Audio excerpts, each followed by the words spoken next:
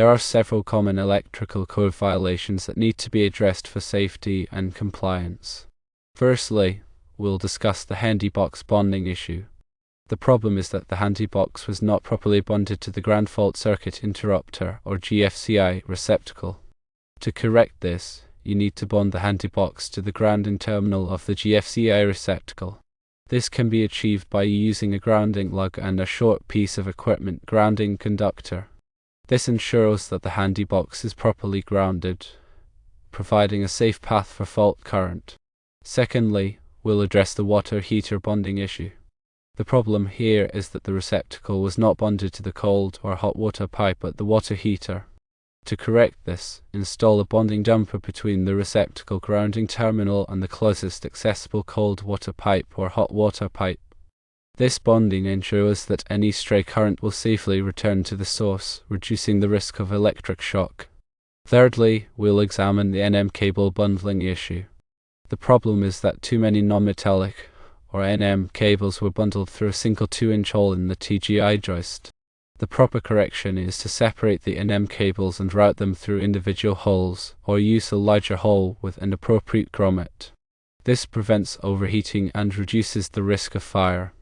In summary, always ensure proper bonding of handy boxes and water heaters and avoid excessive bundling of NM cables to maintain electrical safety and code compliance according to the 2008 National Electrical Code, or NEC. When dealing with electrical installations, grounding and bonding are essential for safety. Grounding provides a path for fault current to return to the source, tripping the circuit breaker or fuse and preventing electrical shock. Bonding connects metallic parts to create a low impedance path for fault current, ensuring that all metallic parts are at the same electrical potential. In the case of the handy box, it's crucial to bond the metal box to the grounding terminal of the GFCI receptacle. This ensures that if a fault occurs within the receptacle or the wiring, the fault current will have a safe path to ground, tripping the circuit breaker and preventing the handy box from becoming energized. The equipment grounding conductor, or EG, provides this path. It should be properly sized according to the overcurrent protection device in the circuit, as specified in NEC Table 250.122. The grounding lug should be securely attached to the handy box and the grounding terminal of the receptacle, ensuring a reliable connection. For the water heater bonding issue, the purpose of bonding the receptacle to the water pipes is to equalize the electrical potential between the electrical system and the plumbing system. This reduces the risk of electric shock if a fault occurs in the water heater or its associated wiring. The bonding jumper should be sized according to NEC Table 250.122 based on the size of the circuits of a current protection device.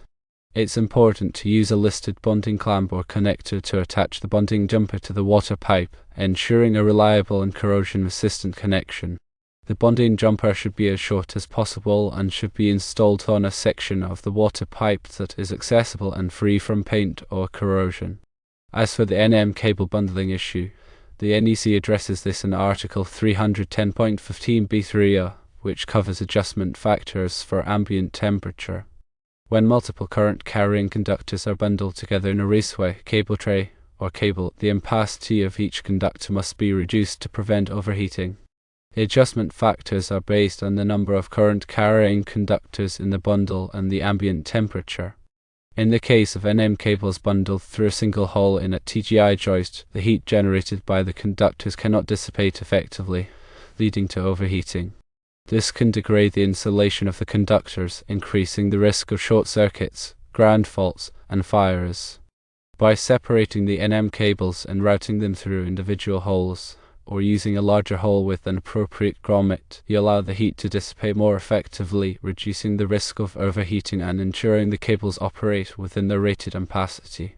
When using a larger hole, it's important to use a grommet to protect the cables from abrasion and damage. The grommet should be listed for the purpose and should be properly sized for the hole and the cables. In addition to these specific corrections, it's important to follow all applicable requirements of the 2008 National Electrical Code, or NEC, when performing electrical work. This includes proper wiring methods, overcurrent protection, grounding, and bonding.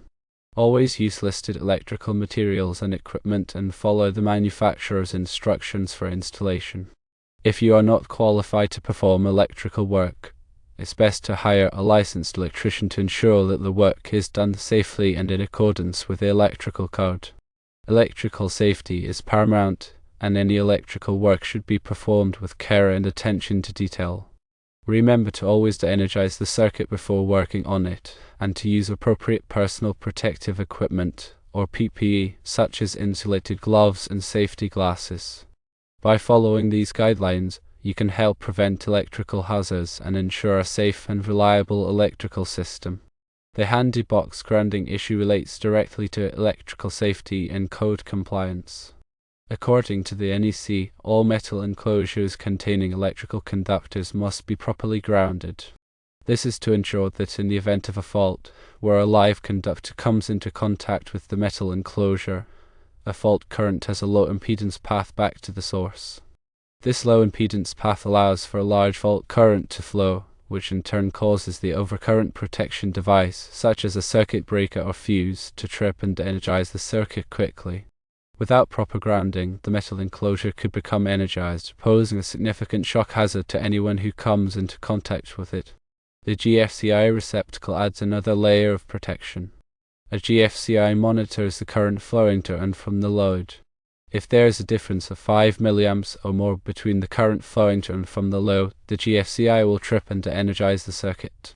This can happen if someone comes into contact with a live conductor and provides a path for current to flow to ground. The GFCI will detect this imbalance and trip, preventing a potentially fatal shock. Therefore, it's crucial to ensure that the handy box is properly bonded to the grounding terminal of the GFCI receptacle. This provides a redundant grounding path in case the primary grounding path fails. The water heater bonding issue is equally important for electrical safety. The purpose of bonding the receptacle to the water pipes is to prevent voltage differences between the electrical system and the plumbing system. If there is a voltage difference between these two systems, anyone who touches both the electrical system and the plumbing system could receive an electric shock. This is because the human body provides a path for current to flow between the two systems. By bonding the receptacle to the water pipes, you equalize the electrical potential between the two systems, eliminating the voltage difference and preventing the risk of electric shock. The NEC specifies that the bonding jumper should be sized according to NEC Table 250.122 based on the size of the circuit's overcurrent protection device. This ensures that the bonding jumper is capable of carrying the maximum fault current that could flow in the event of a fault. It's also important to use a listed bonding clamp or connector to attach the bonding jumper to the water pipe. This ensures a reliable and corrosion-resistant connection. The NM cable bundling issue is related to conductor ampacity and heat dissipation. The ampacity of a conductor is the maximum amount of current that it can carry safely without overheating.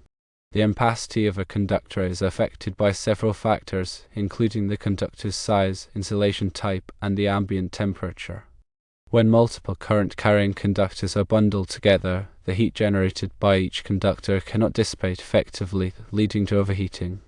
This overheating can degrade the insulation of the conductors, reducing their ampacity and increasing the risk of short circuits, ground faults, and fires. The NEC addresses this issue in Article 310.15b3, which provides adjustment factors for ambient temperature. These adjustment factors require you to reduce the ampacity of the conductors based on the number of current-carrying conductors in the bundle and the ambient temperature. In the case of NM cables bundled through a single hole in a TGI joist, the heat generated by the conductors cannot dissipate effectively, leading to overheating. By separating the NM cables and routing them through individual holes, or using a larger hole with an appropriate grommet, you allow the heat to dissipate more effectively, reducing the risk of overheating and ensuring the cables operate within their rated ampacity.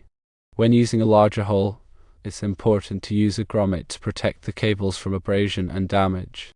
The grommet should be listed for the purpose and should be properly sized for the hole and the cables. Always consult the 2008 National Electrical Code for specific requirements and guidelines related to electrical installations. Remember that electrical work can be dangerous, and it's always best to hire a licensed electrician if you're not qualified to perform the work yourself. This ensures that the work is done safely and in accordance with the electrical code. Proper grounding and bonding practices are crucial for electrical safety. Ensure that all metal enclosures containing electrical conductors are properly grounded and that the electrical system is properly bonded to the plumbing system. Avoid bundling NM cables to prevent overheating and ensure that conductors operate within their rated ampacity. The NEC provides detailed guidelines and requirements for electrical installations. Refer to the NEC for specific information and requirements related to your installation. Always prioritize electrical safety and follow all applicable codes and regulations. The handy box bonding issue specifically relates to section 250.96 of the NEC, which covers bonding of metal enclosures. This section requires that metal enclosures containing service conductors, grounding electrode conductors, and equipment grounding conductors be bonded together to form a continuous electrical path. This continuous electrical path ensures that fault current can flow safely back to the source, tripping the overcurrent protection device. In the case of the handy box, it's important to ensure that the box is bonded to the grounding terminal of the GFCI receptacle, as well as to any other metal enclosures or equipment that are connected to the circuit. This can be achieved by using a grounding lug and a short piece of equipment grounding conductor, as described earlier. The water heater bonding issue relates to section 250.104 of the NEC, which covers bonding of metal water piping systems. This section requires that metal water piping systems that are likely to become energized be bonded to the electrical system. This is to prevent voltage differences between the electrical system and the plumbing system, which could pose a shock hazard. The bonding jumper should be sized according to NEC Table 250.122, based on the size of the circuit's overcurrent protection device. It's also important to use a listed bonding clamp or connector to attach the bonding jumper to the water pipe. The NM cable bundling issue relates to section 310.15b3 of the NEC, which covers adjustment factors for ambient temperature. This section requires that the ampacity of conductors be adjusted when they are installed in close proximity to each other, such as in a bundle or raceway. The adjustment factors are based on the number of current-carrying conductors in the bundle and the ambient temperature. In the case of NM cables bundled through a single hole in a TGI joist, the heat generated by the conductors cannot dissipate effectively, leading to overheating. This can degrade the insulation of the conductors, reducing their ampacity and increasing the risk of short circuits, ground faults, and fires. By separating the NM cables and routing them through individual holes, or using a larger hole with an appropriate grommet, you allow the heat to dissipate more effectively, reducing the risk of overheating and ensuring the cables operate within the rated ampacity. When calculating the ampacity of conductors, it's important to consider all applicable adjustment factors, including those for ambient temperature, conduit fill, and voltage drop. These adjustment factors can significantly reduce the ampacity of conductors, so it's important to take them into account when designing and installing electrical systems. Always consult the latest edition of the National Electrical Code for specific requirements and guidelines related to electrical installations. The NEC is updated every 3 years, so it's important to stay current with the latest changes and revisions. Remember that electrical work can be dangerous, and it's always best to hire a licensed electrician if you are not qualified to perform the work yourself. This ensures that the work is done safely and in accordance with the electrical code. Proper grounding, bonding, and conductor ampacity calculations are essential for electrical safety. Ensure that all metal enclosures are properly grounded, that the electrical system is properly bonded to the plumbing system, and that conductors are not overloaded. By following these guidelines, you can help prevent electrical hazards and ensure a safe and reliable electrical system.